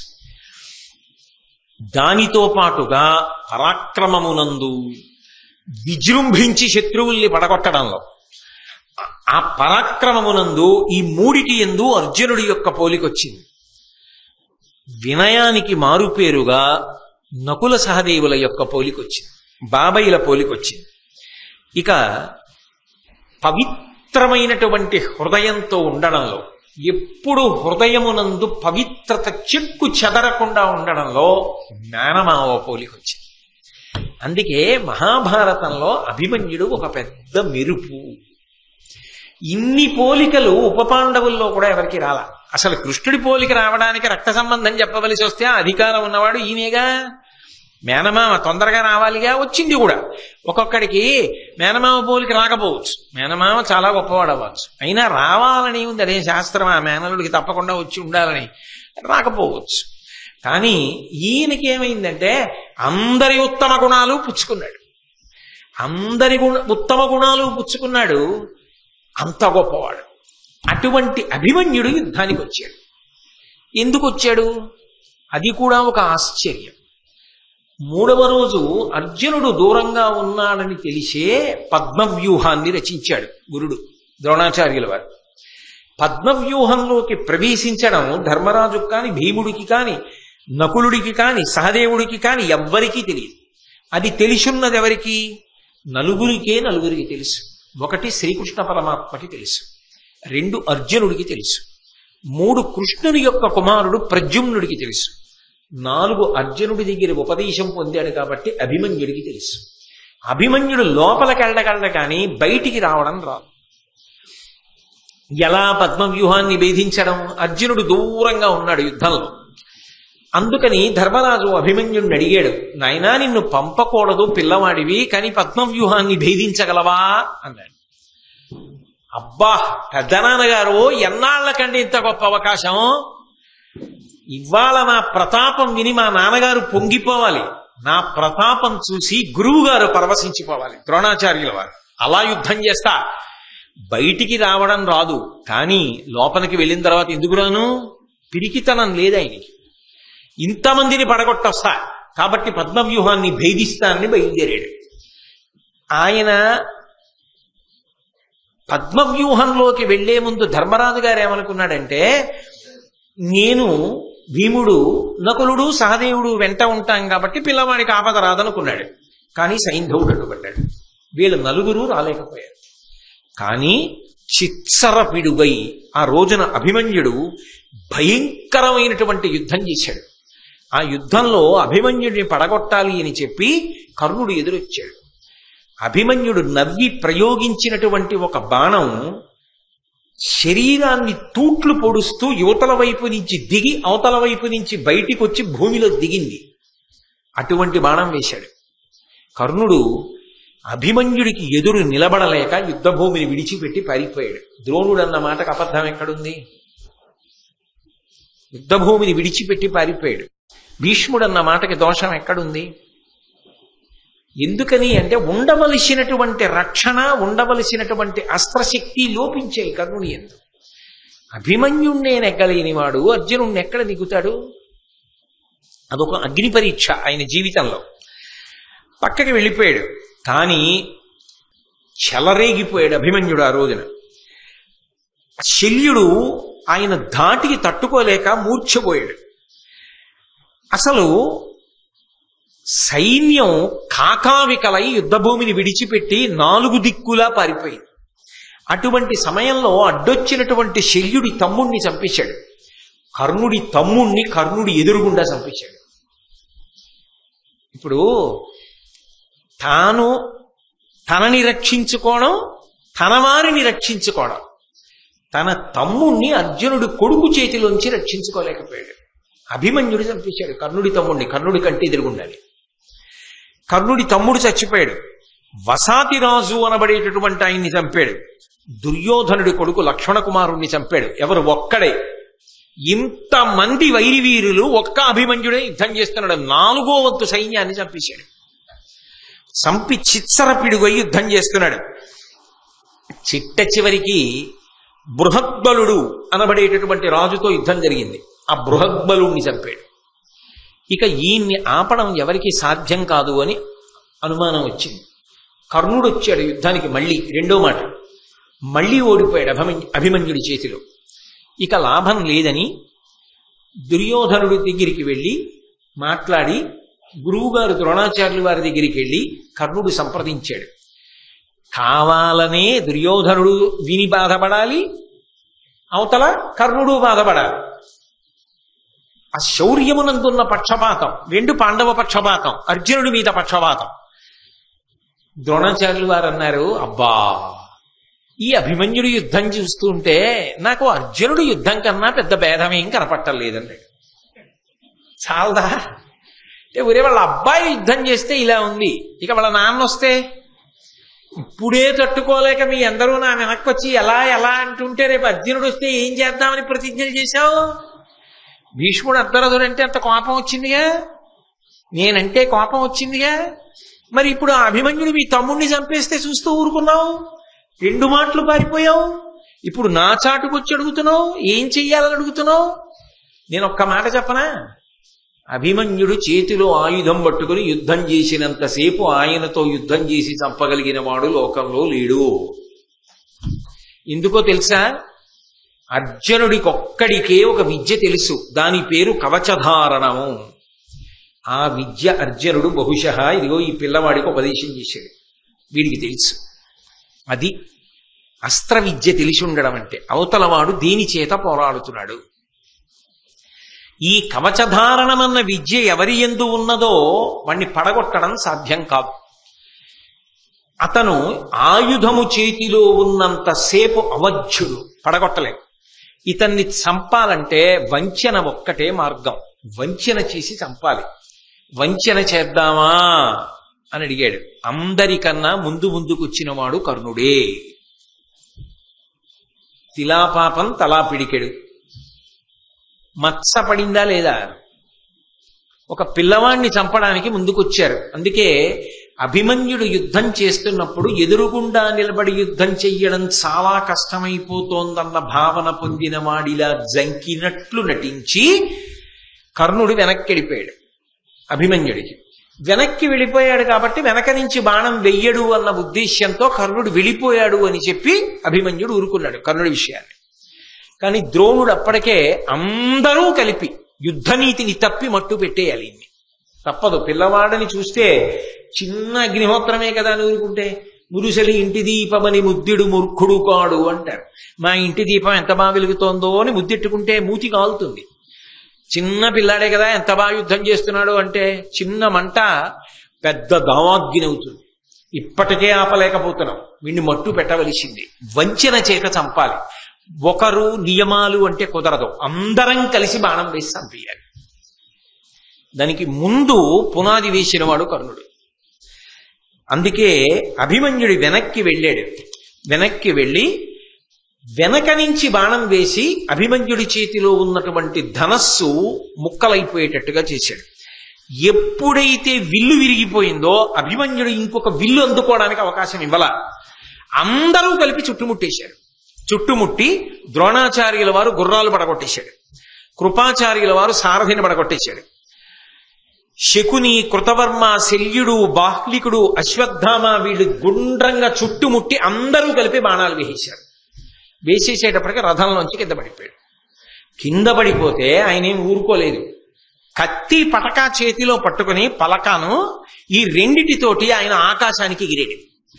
ఎగిరి ఎవరి మీద పడతాడో ఇప్పుడు ఆ కత్తి అట్టుకుని అందరూ హడిలిపోయారు. ఆ కత్తి పలక కూడా చేతిలో ఉన్న ఈయనతో యుద్ధం చెయ్యలేవని నిర్ణయానికి వచ్చేసినటువంటి కర్ణద్రోణులు, ద్రోణాచార్యుల వారేమో బాణప్రయోగం చేసి ఆయన కిందకి దిగుతున్నప్పుడు కత్తి విరగొట్టేశాడు. కర్ణుడు బాణం వేసి పలక పలకలు కొట్టేశాడు. చేతిలో ఆ పలక కత్తి కూడా లేవు. ఇప్పుడు ఆ విరిగిపోయినటువంటి రథానికి ఉన్న ఒక చక్రాన్ని తీసుకున్నాడు. రథచక్రాన్ని ఒక్కదాన్ని చేతులతో పట్టుకుని ఆయన యుద్ధం చేస్తుంటే అయ్యో పిల్లవాడు పడగొట్టేశాం కదా అని చూడలేదు. చేతిలో ఒక రథచక్రం ఉంటే ఆయనతో యుద్ధం చెయ్యలేక అశ్వత్థామ రథం దిగి పారిపోవలసి వచ్చింది. అంటే ఇక ఈ రథచక్రం ఉన్నా మనం ఏం చేయలేం అని ఆయన్ని చుట్టుముట్టారు ఇంతమంది వీరులు కలిసి. శకుని, కృతవర్మ, కృపాచార్యుడు, కర్ణుడు, శల్యుడు, అశ్వత్థామ ఇంతమంది కలిసి చుట్టుముట్టారు. చుట్టుముట్టి బాణప్రయోగం చేశారు. ఆ రథచక్రం కూడా తుత్తునియలై కింద పడిపోయింది. రథంలోంచి కింద పడ్డ గద దొరికింది. ఆ గద తీసుకుని యుద్ధం మొదలుపెట్టాడు. అది సర్వశాస్త్ర పారంగత్వం అంటే. ఆ గదాయుద్ధం చేస్తూ మహానుభావుడు 10 మంది వసాతిరాజుల్ని ఏనుగులతో కలిపి చంపేశాడు ఒక్క గదతో. ఏమిటి ఇంతమంది చుట్టుముట్టి బాణాలు వేస్తూనే ఉన్నారు. గదతో బాణములను అడ్డుకుంటూ 10 మంది వసాతిరాజుల్ని, ఏనుగుల్ని, గుర్రాల్ని చంపాడు. శకుని మీద కోపంతో శకుని చుట్టూ ఉన్నటువంటి 27 మంది గాంధార వీరులు ఆయనకి రక్షణగా నిలబడతారు. 27 మంది గాంధార వీరుల్ని గదతో చంపాడు. చంపిన తరువాత దుశ్శాసనుని యొక్క కొడుకు గద పట్టుకుని వచ్చాడు. ఆ దుశ్శాసనుని యొక్క కొడుకుతో గదాయుద్ధం చేస్తుంటే ఇంతమంది కలిపి బాణములు వేసేశారు కదా, ముళ్ల పందిలే అయిపోయాడు. అప్పటికే ఇన్ని బాణములు కొట్టేశారు, నెత్తురు ఊడిపోతోంది ఒంట్లోంచి. అయినా నిప్పెన్న మాట అనకుండా చేశాడు యుద్ధం. చేసి తన గద యొక్క దెబ్బల చేత దుశ్శాసనుడి కొడుకు గుండె బద్దలై నేల మీద పడి మరణించాడు. దుశ్శాసనుడు కొడుకు కొట్టినటువంటి దెబ్బల చేత అభిమన్యుడు మరణించాడు. సమస్త భూతములు లోకంలో ఉన్నవన్నీ ఇది ధర్మం తప్పిన యుద్ధం, దారుణమైన యుద్ధం, ఒక్క పిల్లవాణ్ణి ఇంతమంది కలిపి మట్టు పెట్టారని ఆక్రోశించాయని రాశారు భారతంలో. ఒక్క అభిమన్యుడితో యుద్ధం చెయ్యడంలో తట్టుకోలేక ఇంతమంది ఆయన్ని చుట్టుముట్టి చంపడం ఒక మహాపాపకర్మ. దాని ఫలితం అలా ఉండనివ్వండి. దాంట్లో ప్రధాన పాత్ర కర్ణుడు పోషించడం ఆయన శీల వైభవానికి, ఆయన శౌర్యానికి, ఆయన పరాక్రమానికి ఖచ్చితంగా మచ్చతిచ్చింది. ఎందుకంటే 2 మాటలు అభిమన్యుడి చేతిలో తట్టుకోలేక యుద్ధభూమిని విడిచిపెట్టి దూరం వెళ్ళడం, తన తమ్ముడు తన కళ్ళ ముందు అభిమన్యుడి చేత హతుడైపోయినా తాను అడ్డుకోలేకపోవడం, ఆఖరికి రక్షించుకోలేక వంచనతో కూడుకున్నటువంటి యుద్ధం చేసి అభిమన్యుడిని మట్టుపట్టడంలో కర్ణుడు ప్రధాన పాత్ర పోషించడం,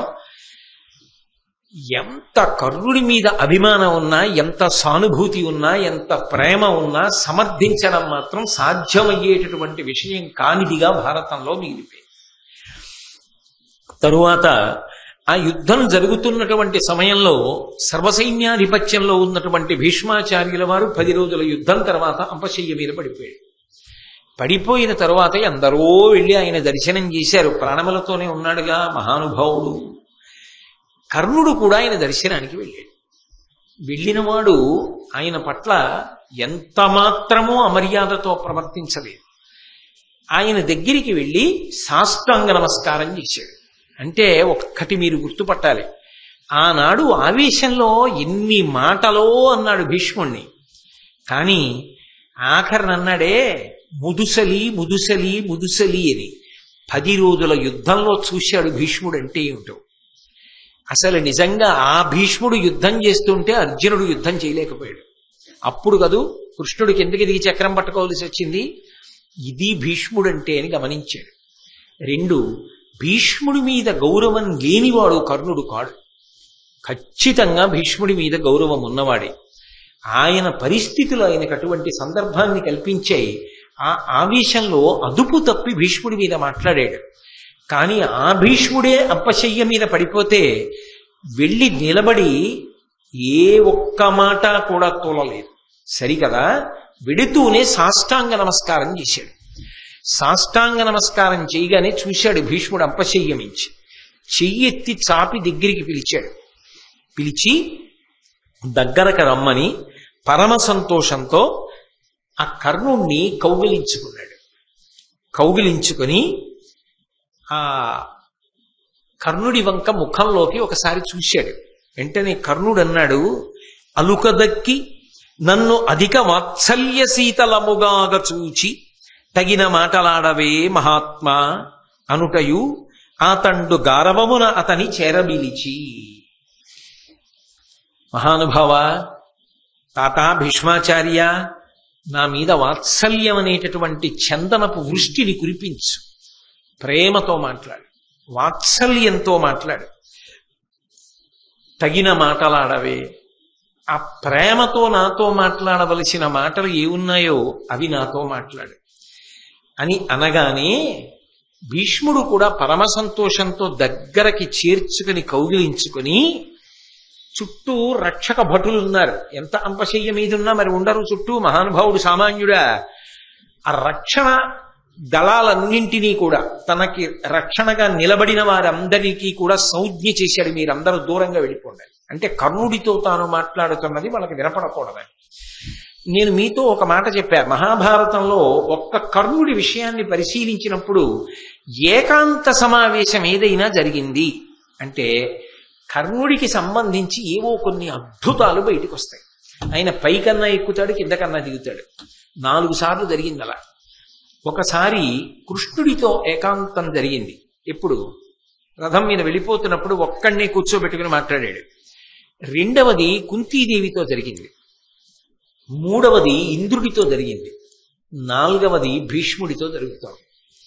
ఈ 4 సమావేశాల్లోనూ కూడా కర్ణుడి విషయంలో ఎంత మహత్తరమైనటువంటి విషయాలు జరిగాయో మీరు గమనించారు. ఇప్పుడు 4వది ఇదే చిట్ట చివరిది.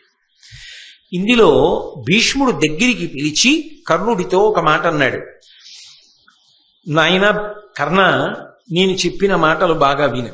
నీ దశ కోపింతునే కులభేదముగా పలుకుటయును బిడ్డల చిరుపంగాదని కిలియుదు లేదన రాదు అదలుతు నిన్ను నిష్ఠురంపు పలుకలన్.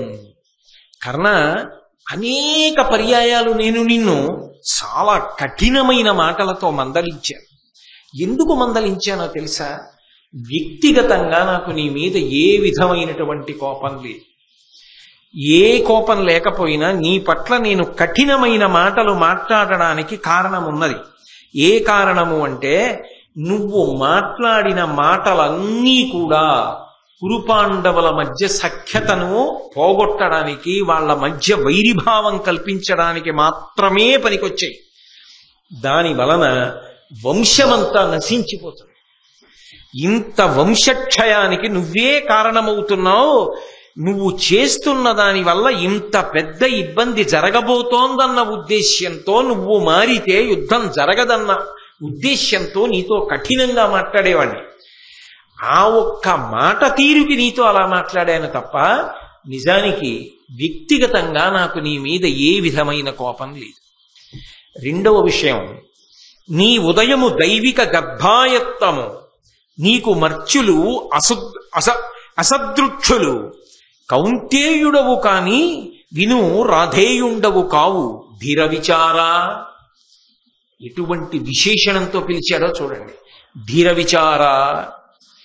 ఏ విషయాన్నైనా చేసేటప్పుడు బాగా బుద్ధితోటి ఆలోచించే చేస్తావు.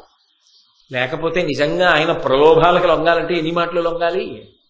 బుద్ధితో విచారించి నిర్ణయించుకోగలిగినటువంటి శక్తి కలిగిన వాడా. నీ ఉదయము దైవిక గర్భాయత్తము, యథార్థమునకు నువ్వు దైవాంశయందు వచ్చినటువంటి వాడివి. సూర్యుని యొక్క అనుగ్రహ శక్తి చేత ఈ లోకంలోకి వచ్చావు. నీకు మర్చులు అసదృక్షులు. ఇక్కడ చెప్తున్నాడు, తనని తక్కువ చేశాడు అని అనుకున్నాడు కర్ణుడు. కానీ అసలు భీష్ముడి హృదయంలో కర్ణుడు ఎవరో ఇక్కడ చెప్తున్నాడు. అర్జునుడి విషయంలో పోల్చాడు అంతే తప్ప అసలు కేవలం యుద్ధానికి కొరగాని వాడన్న భావన భీష్ముని యందు లేదనడానికి ఇది ప్రబల ఉదాహరణ భారతంలో. అందుకే నీకు మర్చ్యులు అంటే మనుష్య కోటి. ఈ మనుష్యులు ఎవరైతే ఉన్నారో వీళ్ళందరూ కూడా అసదృక్షులు. అసలు నీ వంక చూడడానికి కూడా సరిపోరు, అంత గొప్పవాడే. కానీ నాయనా, నువ్వు అధర్మపక్షం వైపుకున్నావు. అందుకే నీ శక్తి సన్నగిల్లిపోతోంది. సంగదోషం. దుర్యోధనుడి వైపు ఉండగా నువ్వు గెలిచే అవకాశం ఉండదు. ఎందుకంటే ధర్మము నిన్ను గెలువనివ్వదు, ధర్మము నిన్ను రాణించనివ్వదు. ఈ సంగదోషము నీకు పోవాలంటే నువ్వు కారణము లేకుండా పాండవుల వైపుకి వెళ్ళవలసిన అవసరం లేదు. యథార్థములకు నువ్వు కుంతీదేవి యొక్క కుమారుడవు తప్ప రాధేయుండవు కావు. నువ్వు రాధాదేవి యొక్క కుమారుడివి కావు. ఈ విషయాన్ని నువ్వు తెలుసుకున్నావు కాబట్టి ఇప్పుడు నువ్వు పాండవ పక్షానికి వెళ్ళిపో. నీకెలా తెలుసు నేను కుంతీసుతుడనని అంటావేమో. నాకు ఎప్పుడో పూర్వమే త్రికాలజ్ఞుడైనటువంటి వ్యాస మహర్షి చెప్పారు, కర్ణుడు యథార్థమునకు అధిరథునకు రాధాదేవికి జన్మించినవాడు కాదు. ఆయన కుంతిదేవి యొక్క కుమారుడు, పాండురాజుకి ధర్మరీత్యా పెద్ద కొడుకు అవుతాడు అని చెప్పాడు. అందుకు తెలుసు నాకు నీ జనన రహస్యం. కాబట్టి కౌంతేయుడు కనుక పాండవుల వైపుకు వెళ్ళిపో. ధర్మము నీకు అక్కరకొచ్చిందా? ఆ విషయం కానీ నువ్వు మనసులో రూఢము చేసుకున్నావా, నువ్వు నిష్కారణంగా పడిపోవలసినటువంటి అగత్యము నీకుంటారు. అంటే ఇప్పుడు ఇంకొక విషయం కూడా ఈ ఏకాంత సమావేశంలో బయటికి వచ్చింది. కర్ణుడి యొక్క జనన రహస్యము తెలిసి చెప్పని వాళ్ళల్లో భీష్మాచార్యుల వారు కూడా ఉన్నారు కదా. భీష్ముడికి తెలుసు. భీష్ముడు ఎందుకు చెప్పలేదు అంటే యథార్థమునకు భీష్ముడికి కూడా తెలుసు యుద్ధం జరిగి తీరుతుంది. ఎందుకు తెలుసు అంటే కర్ణుడు అక్కడ ఉండి కొంత పాత్ర పోషిస్తున్నమాట నిజమే, కానీ ప్రధానము దుర్యోధనుడి యొక్క మౌఢ్యం. అందుకే సూదిమనమోపినంత రాజ్యం కూడా ఇవ్వనన్నాడు. కాబట్టి వీళ్ళు వెళ్ళిపోతారు, భీష్ముడు వెళ్ళిపోవడానికి కూడా ఇంకంతకన్నా మంచి అవకాశం రాదు. మరి యుద్ధభూమిలో ప్రాణం విడిచిపెట్టి తాను వసువైపోవాలి తప్ప యుద్ధం లేకుండా అనారోగ్యంతో మంచం మీద ఎలా వెళ్ళిపోతాడు ఇంత గొప్పవాడును, పైగా స్వచ్ఛంద మరణం ఉన్నవాడు. కాబట్టి యుద్ధం తప్పదన్న విషయం భీష్ముడికి తెలుసు. 2, యుద్ధం తప్పనప్పుడు దుర్యోధనుడిని ఇంత నమ్ముకున్న కర్ణుడు దుర్యోధనుడి వైపే ఉంటాడని తెలుసు. అన్నీ తెలిసిన్నవాడు కాబట్టే దైవాంశలో వచ్చి దుర్యోధనుడి వైపుండి యుద్ధం జరగడానికి కారణమైన వారలలో ఒకడు భీష్ముడు కనుక ఈ రహస్యాన్ని బయటపెట్టాల. అది దైవ ప్రణాళిక అని అనవలసి ఉంటుంది. కాబట్టి నాకు తెలుసు అన్న విషయం అంపశయ్య మీద ఉండి చెప్పాడు. చెప్పినప్పుడు ఆయన ఎంత మనసు విప్పి మాట్లాడాడో కర్ణుడు కూడా భీష్ముడి దగ్గర మహాభారతం మొత్తం మీద ఇప్పుడే మనసు విప్పి మాట్లాడాడు. మళ్ళీ కర్ణుడి శీల వైభవం అంతా బయటికి వచ్చేది ఎప్పుడు అంటే ఇటువంటి ఏకాంత సమావేశాల్లోనే బయటికి వస్తుంది. ఎందుకంటే ఏకాంతంలో బయటికి రావడానికి కారణం ఆయనకి చెప్పుకునే అవకాశం లేకపోవడం. నేను మీతో మనవి చేసి పూర్వం దాన్ని బాగా విశ్లేషణ చేసి ఉన్నాను. మీ అందరూ పట్టుకున్నవారు ప్రాజ్ఞులు పునః దాన్ని చెప్పక్కర్లేదు. అందుకని కర్ణుడు జవాబు చెప్తూ అన్నాడు, కౌంతేయుండనగుదు ఇది ఎంతయు తొలియును వింటి ఆర్యులచే ఇట్లింతయు ఎరిగినన్ కుంతీ సంతానముతోడి పొత్తు సనుగునే నాకు. తాత నాకు కూడా తెలుసు, నేను విన్నాను పెద్దల వలన. నేను కుంతీ కుమారుడనే కాని యథార్థమునకు రాధాదేవి కుమారుడను కానన్న విషయం నాకు తెలుసు. కానీ లోకంలో రాధేయుడుగానే పెరిగాను. ఆ పేరే నాకు శాశ్వతమైన కీర్తినిచ్చింది. నా బిడ్డ అని ఎప్పుడు అనలేదుగా కుంతీదేవి, అనవలసిన సమయంలో అనలేదుగా. రాధేయుడిగా దుర్యోధనుడి పనుపున కదా ఉన్నా, అతని వలన కదా ఇంత ఎదిగి పెద్దవాణ్ణయ్యా, ఇంత గౌరవం సంపాదించుకున్నా. ఇప్పుడు దేనికి నేను వెళ్ళాలి అవతల వైపుకి? ఏ ప్రయోజనానికి వెళ్ళాలి? నువ్వు 10 రోజులు యుద్ధం చేసావా, ఇప్పుడు నేను అటు వెళ్ళనా? ఎందుకు ఇంకా? అప్పుడు అసలు యుద్ధం చేయడానికి నాకేముంది అవకాశం? అపకీర్తి తప్ప ఉపయోగం ఏముంది? వారు మహాబలుల్ హరియువారికి ప్రాపుకలండు వారలంబోర జయింపెరామియును బుద్ధి నిరింగుదు అయినా కౌరవక్ష్మారమణుండు సేయుతగు మన్ననలెల్ల తలంచి చూచినన్ భురి వివేక ఏ విడిచిపోవుట ధర్మమే వీరకర్మమే. ఇక్కడ స్పష్టంగా మళ్ళీ ఇంకోసారి బయటపడిపోయాడు. ఓ తాత, నాకు బాగా తెలుసు వారు మహాబలుల్, పాండవులు మహాబలవంతులన్న విషయం నాకు స్పష్టంగా తెలుసు. హరియువారికి ప్రాపుకలండు, సాక్షాత్ శ్రీమన్నారాయణుడే వారి పక్కన ఉన్నాడన్నది కూడా నాకు తెలుసు. ధర్మమటుందని కూడా నాకు తెలుసు. వారలంబోర జయింపరామియును బుద్ధి నిరింగుదు, యుద్ధంలో వాళ్ళని గెలవమని కూడా నాకు తెలుసు. వాళ్ళ ముందు మేమందరం పడిపోతామని కూడా నాకు తెలుసు తాత. అయినా కానీ కౌరవక్ష్మారమణుండు చేయుతగు మన్ననలెల్ల తలంచి చూచిన ఇంతకాలం దుర్యోధనుడి అన్నం తిన్నానే, ఎన్ని గౌరవాలు చేశాడు, ఎంత రాచపదవి కట్టబెట్టాడు, ఎంత దగ్గరికి తీసుకున్నాడు, ఎంత నాతో ఆలోచించి నిర్ణయాలు చేశాడు, నా మీద ఎన్ని ఆశలు పెట్టుకున్నాడు. ఇప్పుడు వదిలేసి కొత్త కీర్తి ఏం గణించను? ఎందుకు ఇంకా? చెయ్యి దాటిపోయింది. అన్నీ తెలిసున్నా, అవతల ధర్మపక్షమని తెలిసున్నా, తెలితే బ్రతుకుతానని తెలిసున్నా, రాజ్యమే వస్తుందని తెలిసున్నా వ్యక్తిగతమైన నా యొక్క క్రమశిక్షణ వలన ఇక ఉల్లంఘించి వెళ్ళలేను తాత. ఈ వార్త సమయానికి చెప్పని వాళ్ళందరిదీ పాపమే. నిజమేగా? ఇప్పుడు ఆయన వచ్చాడుగా ఒక రకంగా. కాబట్టి భూరి వివేక, చాలా వివేకం ఉన్నవాడా, నువ్వు నిర్ణయించలేవు. ఏ విడిచిపోవుట ధర్మమే వీరకర్మమే. ఇప్పుడు నేను ఇటు వదిలిపెట్టి అటు వెళ్ళడం ధర్మమా వీరకర్మమా? ఎందుకు వెళ్ళమంటావు? వెళ్ళి ప్రయోజనమే ఉంటుంది.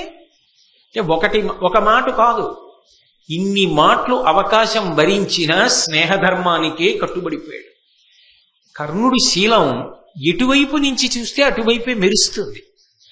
కానీ మహానుభావుడు ఈ సంగదోషమే తెలిసో తెలియకో ఆయన కావాలని ఇరుక్కున్నాడా? అనుకోకుండా ఇరుక్కున్నాడు. కుమారాస్త్ర విద్యా ప్రదర్శనంలో పడిపోయిన బీజం వటవృక్షమైపోయింది.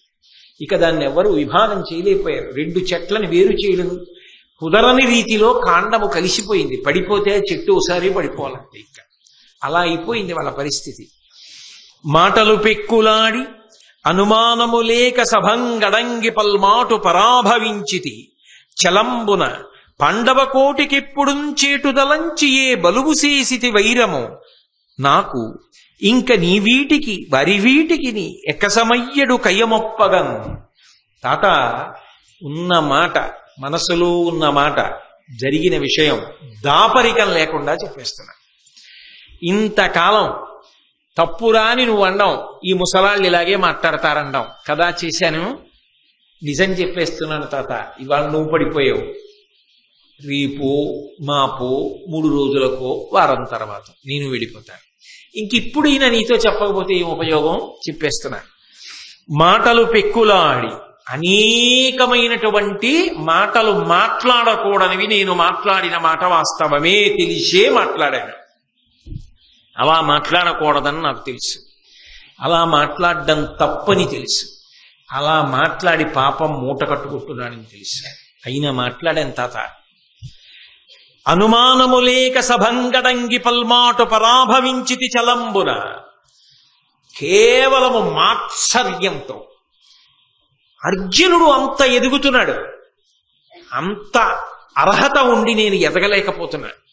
నన్ను తొక్కేస్తోంది సమాజం. ఎదగడానికి నాకు లోపల ఉత్సాహం ఉన్నా నన్ను ఎదగనివ్వదు. అన్నీ ఆయనకి కలిసి వచ్చి ఎదుగుతున్నాడు. ఆయనకి కీర్తి పొందగలిగినంత శక్తి నాకుండి పొందలేకపోతున్నా. ఈ ఆర్తి మాత్సర్యంగా మారింది తాత. అర్జునుడి మీద క్రోధంగా మారింది. అందుకే ఎంత అవమానించచ్చన్నది చూసి దుర్యోధనుడిని అడ్డు పెట్టుకుని సభలలో అనకూడని మాటలన్నీ అని అవమానించారు. నిస్సందేహం అదే ద్రౌపదీదేవి పట్ల కూడా వెళ్ళిపోయింది ఆ వాగ్ధోరణి.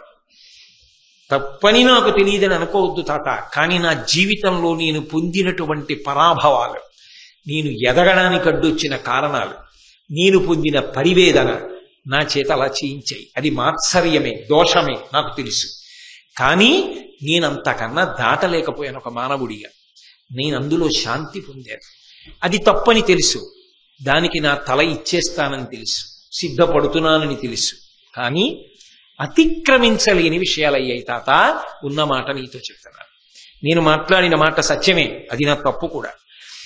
ఇంకా వీటికి నీ ఎక్కసమయ్యడు కయ్యమొప్పగన్.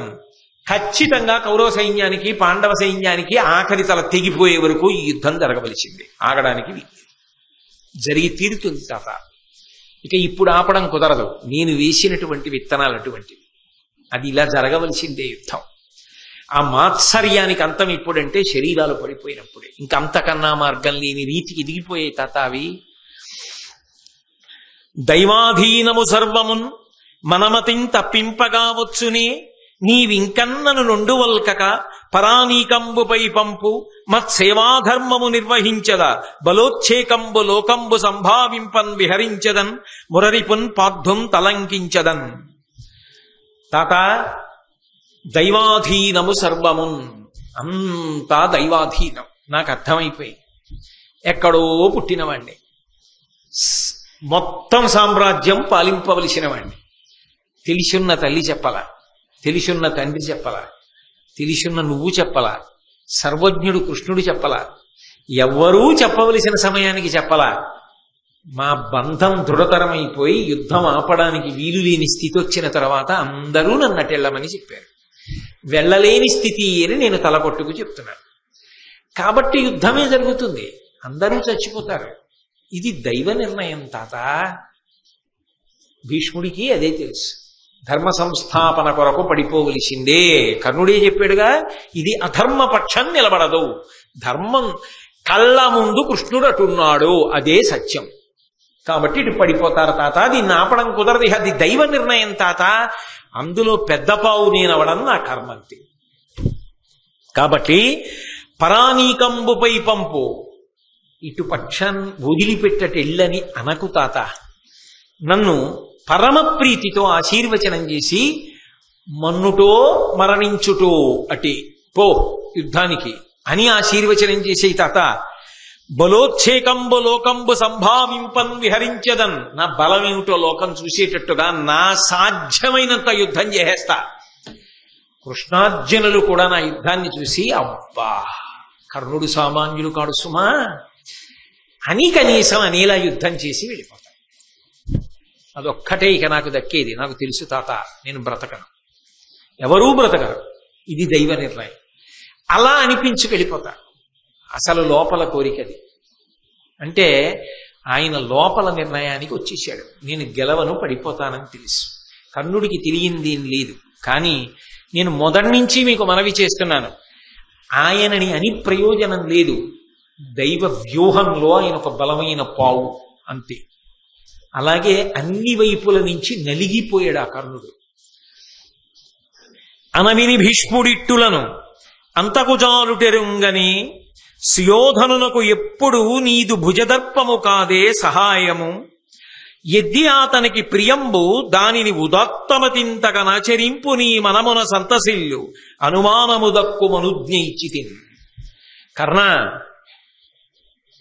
ఈ సందర్భం వచ్చింది కాబట్టి నేను కూడా చెప్తున్నా, నీ భుజబలం మీద నాకు ఎప్పుడూ అనుమానం లేదు. నువ్వు అంతటి శౌర్యం ఉన్నవాడివి, అంతటి పరాక్రమం ఉన్నవాడివి. నీ కంఠం తెగి నువ్వు పడిపోయిన యుద్ధభూమిలో కృష్ణార్జునులంటారు, అబ్బా ఏమి కర్ణుడు, ఏమి కర్ణుడి యుద్ధం అంటారు.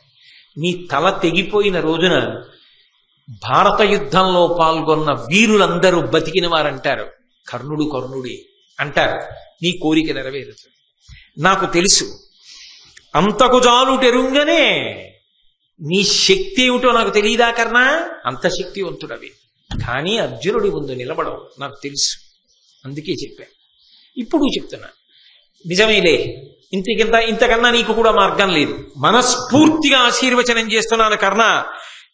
నీకు దుర్యోధనుడి మీద ఉన్నటువంటి మిత్రధర్మం అటువంటిది, దుర్యోధనుడు నీ మీద ఉరిగిన విధానం అటువంటిది. ఇప్పుడు ఇక నువ్వు తప్పుకోలేవు. ఇక నువ్వు యుద్ధం చేసి పడిపోకుండా ఉండడం నీకు సాధ్యం కాదు. కాబట్టి బతికినా చచ్చినా యుద్ధభూమి ఉంది.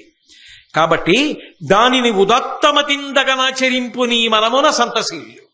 నీవు ఎలా చెయ్యాలనుకుంటున్నావో అలాగే చెయ్యి, సంతోషంగా చెయ్యి. తాత మాట కాదని వెళ్ళానని అనుకోక్కర్లా, నేనే చెప్తున్నా, వెళ్ళు, చెయ్యి. చేసి నువ్వు చెయ్యగలిగినంత యుద్ధం చేసేస్తాడు గాని గెలిపించేస్తాడు దుర్యోధనుడు. దాన్ని భీష్ముడు అండవు, కర్ణుడు అండవు. అది చిత్రం. తెలిసి తమ కర్తవ్యములు తాము చేశాడు. కర్ణుడు ఎందుకు తక్కువవాడయ్యాడు? ఆయన తక్కువవాడనడానికి అవకాశం ఏం లేదు. కాబట్టి అనుమానము దక్కుమనుజ్ఞమిచ్చితిన్. ఇక మనసులో ఏ విధమైన శంక పెట్టుకోకు.